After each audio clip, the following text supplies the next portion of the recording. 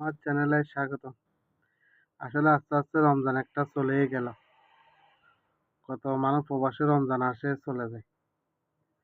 মানে দিন কবে যে চলে যায়, মানে এটা মুহূর্তের মধ্যেও বোঝা যায় না। এতদিন কবে রমজান আসবে, কবে রমজান হঠাৎ একটা চলে গেল। কবে 30টাও চলে যাবে। মানে এটা বোঝানো যাবে না। মানুষের জীবন কত যে চলে যাচ্ছে। আমার মনে হয় এই গত রমজান আসতে মনে হয় এদিন আজকে চলেই গেল একটা। মানুষের জীবন যে কত ছোট হয়ে যাচ্ছে, এটা মানে যারা মারুফ করতে হইতেছে তারাই বুঝতেছে কি যে অবস্থা। এই রমজান আসলে বাংলাদেশের সিন্ডিকেট কত, আর এখানে আরব কান্ট্রিতে আপনি দেখেন, মানে রমজান আসলে বড় বড় সুপার মার্কেট গুলা মানে অফার, মানে কার আগে কে বেশি অফার দিতে পারবে।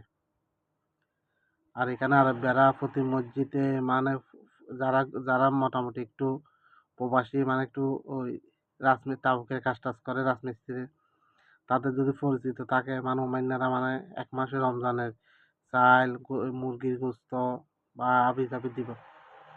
অথচ আমরা বাংলাদেশে এই রমজান আসলে মানে ফল ফ্রুট আবি জাবি কি যে দাম বাড়াই ফেলে, মানুষের রোজা ইত্যাদি করতে বহুত কষ্ট হয়ে যায়। কিন্তু আরব কান্ট্রিতে এটা নেই। এটা আপনি সব জায়গাতে, মানে আরব কান্ট্রি যত আছে, এই রমজান আসলে বড় বড় সুপার মার্কেট গুলা মানে কত যে দাম মস্তা দিব। মানে সামান্য যারা একটু মানে তারপরে কাজ টাজ করে তারা ইত্যাদি করার জন্য মানে কত যে সুপার মার্কেটে বড় বড় অবস্থা দিব। অথচ আমরা বাংলাদেশে মানে এরকম অবস্থা। এর লেগেই তো বাংলাদেশের ব্যবসায়ীরা মানে এদের ফাঁপে ছাড়ে না।